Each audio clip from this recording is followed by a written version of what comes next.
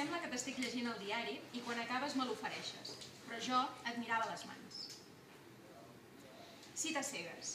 Ens citem vagament i ens vestim pensant l'una en l'altra, tot i que ja sapiguem, a hores d'ara, que ens espullarà algú altre. Redecoro la meva vida. Aquestes parets que ara són blanques, demà seran verdes, violades, carbassa. I d'aquí un temps tindran un altre cop les empremtes de la vida que passa. Xocolata, tacs i altres marques inescrutables. Aquestes parets tan blanques aviat parlaran de tot el que passa.